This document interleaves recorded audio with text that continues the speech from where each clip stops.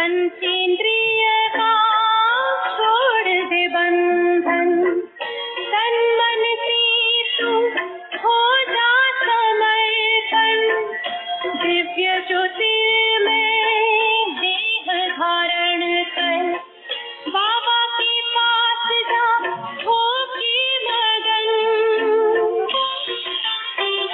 प्रेम की डोर में मोती पिरो के, प्रेम की डोर में मोती पिरो के, कर ले सच्चा श्रृंगार, उड़ जा प्यारे वतन में, नीले अंबर के उस पार, नीले अंबर के उस पार, पंछी रे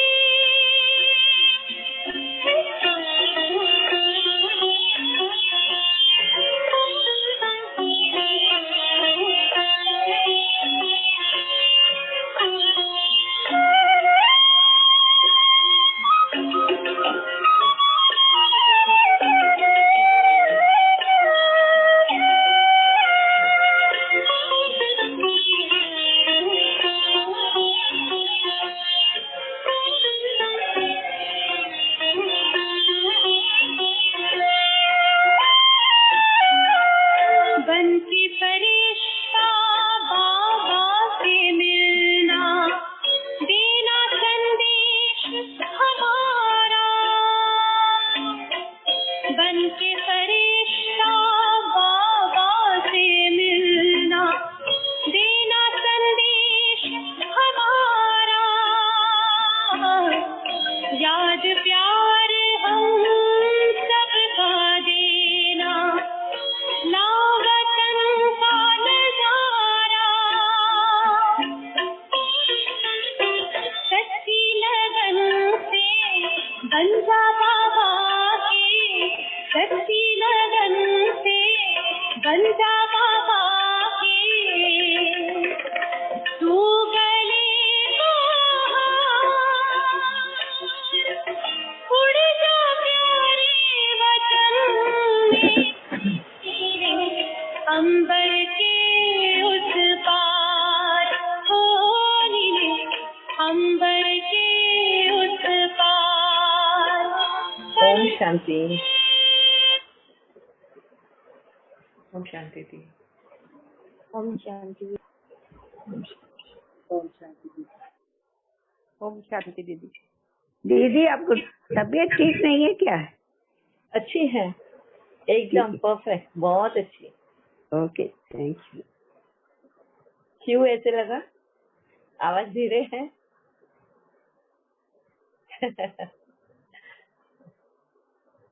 तो shall we start? रमाबेन से कल बहुत से लोगों के क्वेश्चंस थे जिसमें रुकाना पड़ा था सबको। इसमें एक क्वेश्चन भावना बहन ने भी पूछा हुआ था, जैसे मैंने शेयर किया था कि अगर आसपास हमारे नेबर्स होते हैं, सभी के साथ में हमको रिलेशन बना के रखना होता है, किसी से भी रिलेशन काटने नहीं होते हैं, मगर जो बाबा ने मर्यादाएं बताई है उन मर्यादाओं को में रहकर हमें रिश्ते निभाने हैं, है ना, उनसे डर कर भागना नहीं है। तो उन्होंने एक क्वेश्चन किया था कि जैसे मैंने मेरा एक्सपीरियंस शेयर किया था कि मैं जब कुछ बनाती हूँ नया आइटम या क्या, तो उनको देती हूँ तो रिटर्न में वो लोग भी ले आते हैं, और अगर समझो हम नहीं लेते हैं उनसे तो नेक्स्ट टाइम पे वो भी लेना बंद कर देते हैं। यही क्वेश्चन था ना भावना बहन? बेसिकली वांटेड टू नो कि एक्चुअली बाबा भी कहते हैं ना कि तुम अगर देहधारियों से लेन देन करते हो तो फिर उनकी याद आएगी आपको, तो इन अ वे हमको मुरलियों से ऐसे लगता है कि थोड़ा डिस्करेजमेंट मिलता है इन चीजों के लिए। वेरी नाइस क्वेश्चन ये बात कि बाबा इसके लिए कहता है कि देहधारियों की याद आएगी जब लेन देन करते हैं। क्या होता है, क्यों मना करता है? क्योंकि अभी तक हम अपने आप से लड़ रहे हैं, यानी अपने विकारों से लड़ रहे हैं। उन विकारों की लड़ाई में सबसे मेन जो हमारा रूट कॉज है वो है एक्सपेक्टेशन, है ना। अगर समझो आज मैंने बादाम का हलवा बनाया और वो चारों नेबर्स में मैंने दिया, ड्राई फ्रूट का हलवा बना के मैंने दिया। अब मेरी नेक्स्ट टाइम पे यही एक्सपेक्टेशन होगी कि उनके भी घर में कुछ ऐसा महंगा वाला चीज बने या कुछ बने तो वो भी हमें चखाए। और अगर समझो उन्होंने नहीं दिया या नहीं किया तो हमारे संकल्प चलेंगे, है ना। हमारे मन में उनके लिए नेगेटिविटी आ जाएगी, या अच्छा मैं कुछ भी बनाऊं तो मैं उनको देती हूँ और वो लोग नहीं देते। तो ये सारी चीजें हो जाती हैं। इसके लिए परमात्मा हमें ये सारी चीजों के लिए मना करता है, जहाँ तुम अपने संकल्प चलाओ। करना है तो विदाउट एनी एक्सपेक्टेशन करो। ये चाहत मत रखो कि अगर तुमने ये चीज दी है तो उसके बदले में तुम्हें उतनी वैल्यू की मिले या उससे ज्यादा वैल्यू की मिले, है ना भी मिले, ये एक्सपेक्टेशन मत रखना कि उनसे तुम्हें कुछ मिल सकता है। मैंने तो मेरा अनुभव शेयर किया कि मैंने खाने पीने चीजें, क्योंकि मेरे हाथ में वो है जो कर सकती हूँ वो। मगर आप लोग सभी अपने अपने सिचुएशन के हिसाब से, अपने ना बजट के हिसाब से या कुछ भी अपने रिश्ते मेंटेन कर सकते हैं। जरूरी नहीं कि खाने पीने से ही रिश्ते मेंटेन है। हाँ, sharing and caring, only caring nature रखो कि आस पड़ोस में जब उनको दर्द होता है, तकलीफ में है या कुछ है, या गांव गए हुए हैं, विलेज गए हैं, या कहीं और घूमने गए हैं और काफी दिनों बाद लौट रहे हैं, तुम्हें बता के गए हैं, तो केयरिंग नेचर ऐसा होता है कि वो आने वाले हैं तो उनके लिए पूछ के रखें या उनके व्हाट्सएप उनको भेजे कि मैं खाना बना के रखूँ आपके लिए, दूध ला के रखना है, गर्म करके रखना है, हाँ तुम्हारी मेड से तुम्हारा घर सफाई करके रखना है। तो इस तरीके के भी अगर हम केयरिंग नेचर रखते हैं तो भी हम किसी के भी दिल में बस जाते हैं। जरूरी नहीं है कि हम उनको अच्छा अच्छा खिलाने से ही हमारे रिश्ते बने रहेंगे, है ना। हम रिश्ते बनाने के लिए बाबा ने बहुत सी कलाएं हमारे अंदर भरी है। हाँ, 16 कलाएं मतलब क्या है, यही है 16 कलाएं। हम जिन कलाओं की बात करते हैं 16 सेलेस्टियल डिग्रीज की, इन्हीं 16 सेलेस्टियल डिग्रीज को हमें यूज करना है समाज में रहने के लिए, उनसे जुड़ के रहने के लिए। मगर बाबा ने जिस डिसिप्लिन और जिस मर्यादाओं के बारे में बात की है उसमें रहकर, क्लियर है? यस दीदी, वेरी क्लियर। मगर बाबा हमें यहाँ पे और एक बात क्लियर करती हूँ, क्योंकि आगे चल के जो न्यू कमर्स है उनको मुरलियों में पॉइंट्स आएंगे या कहीं और भी वो क्लासेस सुनेंगे, किसी और के द्वारा भी क्लास सुन सकते हैं। मगर हमेशा अपने दिमाग में ये बात क्लियर रखना कि परमात्मा हमारी जिंदगी में आया है सुख देने के लिए। हाँ, हम तो ऑलरेडी दुख में हैं, वो दुख में और दुखी बनाने हमें नहीं आएगा, है ना। अगर हम और दुखी बनेंगे उसके डायरेक्शन से तो हमें ये सेल्फ चेकिंग करना है कि कहीं हम रॉन्ग डायरेक्शन तो नहीं ले रहे हैं, फर्स्ट। सेकंड, कहीं हम अपनी विकारी वृत्ति के हिसाब से उस बात को जज तो नहीं कर रहे हैं। ये 2-3 चीजों को हमें ध्यान रखना है। परमात्मा सुख का सागर है, हाँ, शांति का सागर है, तो उसके अंदर वो अशांति या दुख नहीं दे सकता। वो हमें अपनों से जोड़ने आया है, जिन अपनों से हम दूर भागने की कोशिश कर रहे हैं। तो वो रूट कॉज हमारे दूर भागने की वो हमें बता रहा है, यानी कि हमारा आईना हमारे सामने रख रहा है। जब वो हमारा आईना हमारे सामने रखता है तो 100% क्या होगा, तकलीफ जरूर होगी हमें। कोई हमारे अंदर की हमें खामियां बता दे तो क्या होता है, तकलीफ होती है ना। हम अपनी तुरंत अच्छाइयां बताना शुरू करते हैं। हाँ, नहीं मैं तो ऐसी हुई नहीं, मैं वो नहीं हूँ, मैं ये नहीं हूँ, और फिर भी आप बाबा मुझे ऐसे बोलते हो, क्योंकि ये मेरी आप बीती है। मैं इसलिए बोल सकती हूँ कि हम सभी की लाइफ में ये सिचुएशंस आने वाली है। जैसे मैंने कहा कि जब मेरा परिवर्तन चल रहा था और बाबा हर जगह पे मुझे पॉइंट आउट कर रहा था कि यहाँ पे ये मिस्टेक मेरी ही है, और मैं बुद्धि के हिसाब से देखती थी कि प्रेजेंट में तो मैंने ऐसा कुछ किया ही नहीं है जिसके लिए बाबा मुझे दोष दे रहा है। फिर बाबा बोलता था, बेटा तूने तो ये इस जन्म में ये शरीर पहना हुआ है ना, ये वाला शरीर पहना है, और तुझे पता है तेरा हिसाब किताब तो कितने जन्मों से चला आ रहा है। फिर वो मुझे पीछे के हिसाब किताब गिनवाता था और एक बहुत सुंदर एग्जाम्पल देके मेरे को बताया था। अब सभी के जीवन के एग्जाम्पल से हमारा चाइल्डहुड, हमारा बचपन जो होता है, स्कूल लाइफ का 1 से 10वीं तक, हम जिनके साथ में इसमें जुड़े हुए बेस्ट फ्रेंड्स बन जाते हैं, ये हैं सब हमारे बहुत अच्छे रिश्ते बनते हैं। और जब वो स्कूल लाइफ हमारी खत्म होके हम कॉलेज लाइफ में जाते हैं, हमारा यूनिफॉर्म भी बदल जाता है ना। अब हम मैच्योर हो जाते हैं, थोड़े ग्रोन अप हो जाते हैं, तो हमें थोड़ी ढील दी जाती है उस डिसिप्लिन में। स्कूल लाइफ में हमें uniform and time to time रहना, किस तरह से जीना है वो सिखाया जाता है। कॉलेज लाइफ में जाते हैं, वहीं पे हमारा लाइफ थोड़ा बदल जाता है।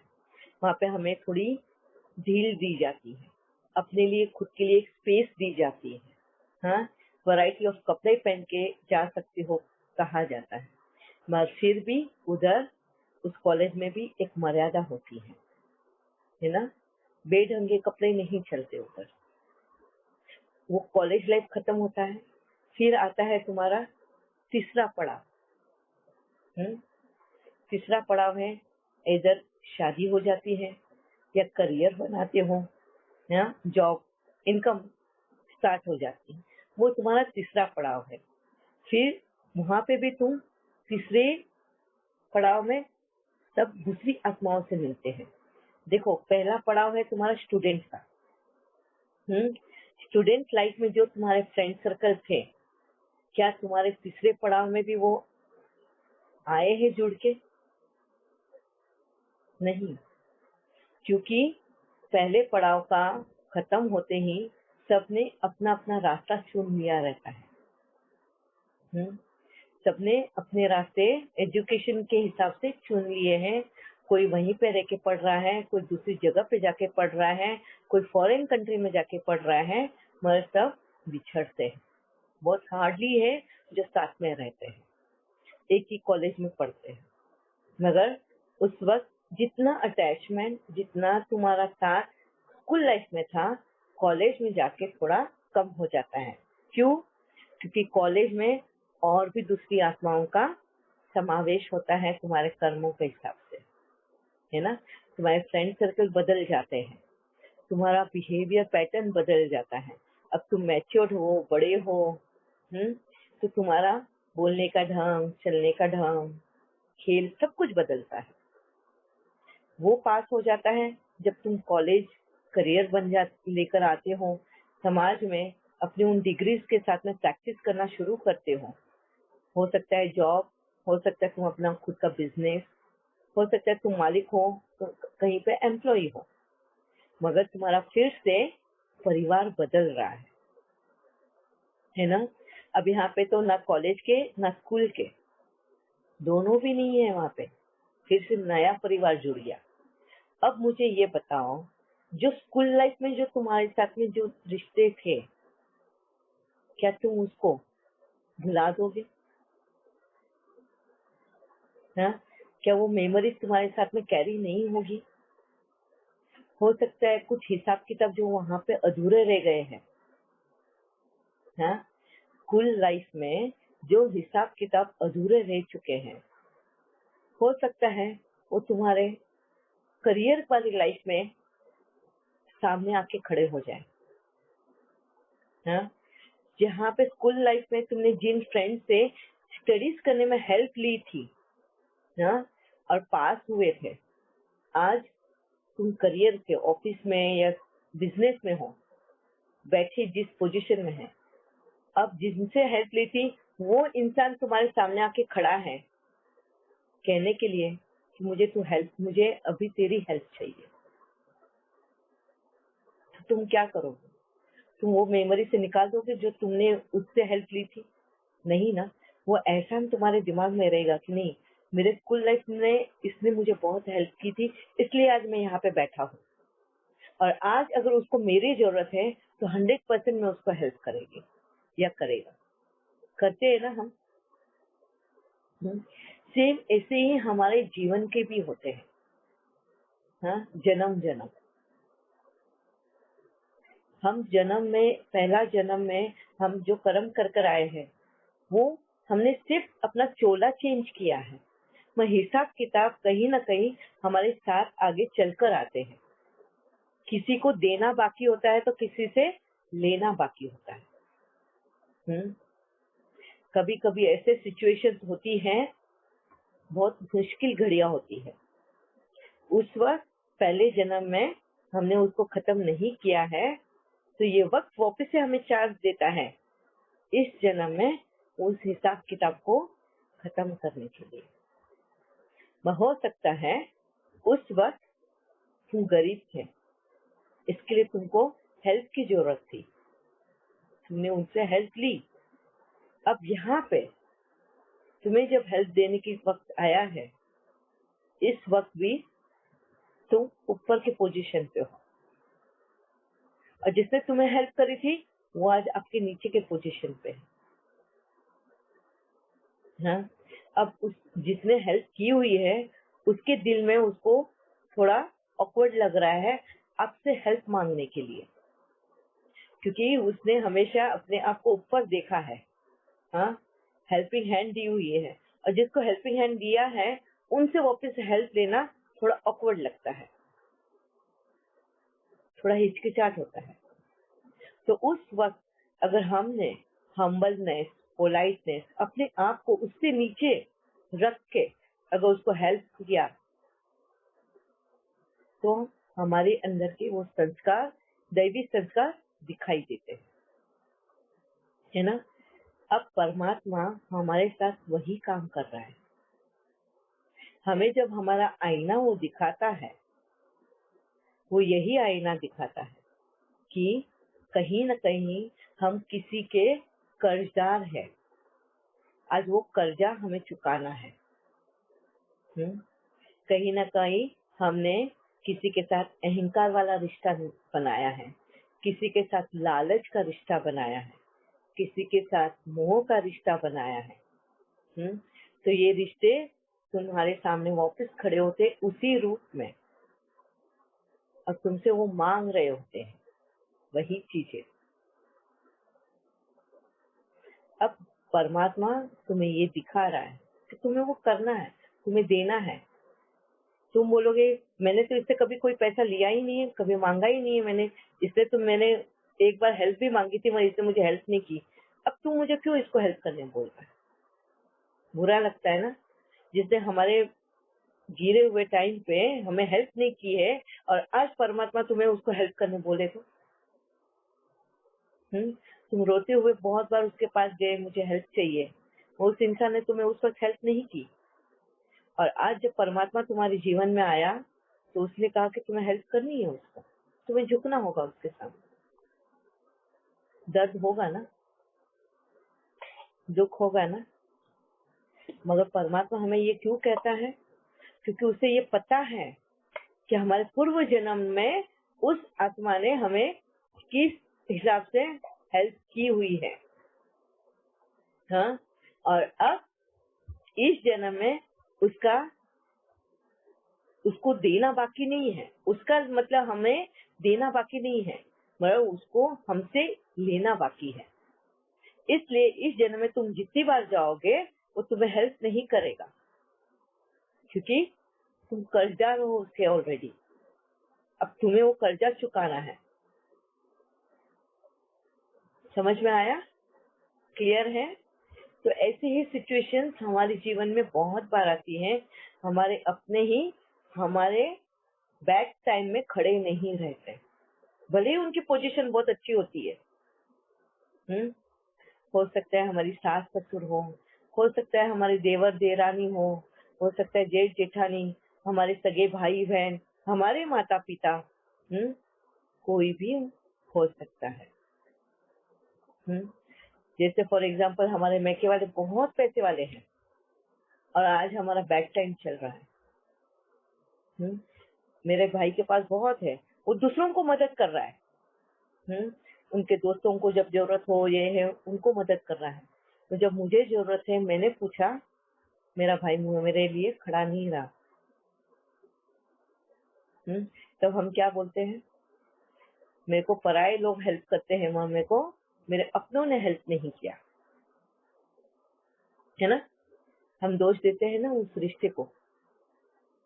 वो क्यों होता है ऐसा? क्योंकि उस रिश्ते से हमने पूर्व जन्म में ही बहुत कुछ लेकर आए रहते हैं।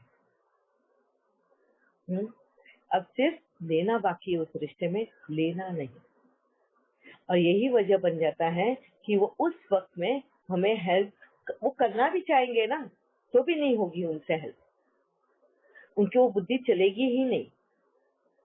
वो अंदर ही अंदर उनका मन उनको खाते भी रहेगा मगर वो कर ही नहीं पाएंगे, उनको कोई ना कोई रोक ही देगा।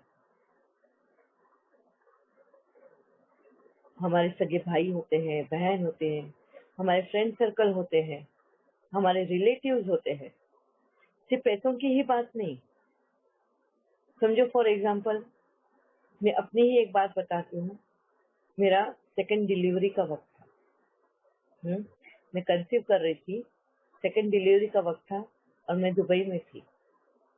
दुबई में हमारा कोई रिश्तेदार नहीं, हम अकेले ही थे वहां पे।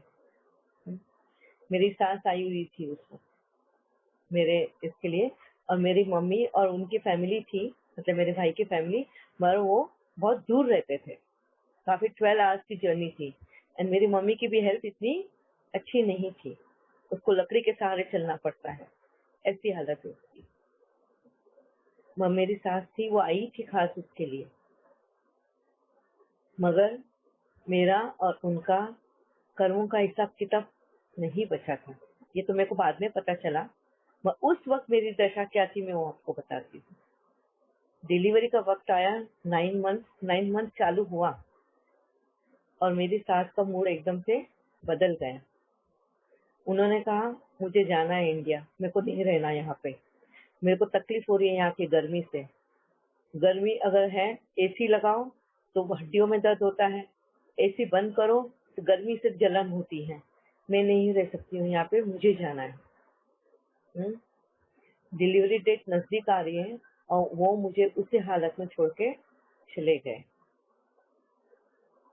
वो चले गए। मेरे मम्मी का कॉल आया, मम्मी ने पूछा कैसे सब सास की, मैंने बोला सास तो इंडिया गई हुई है। तो उन्होंने बोला कि तेरा करने वाला कौन है वहां पे? मैं बोला मम्मी बस परमात्मा है।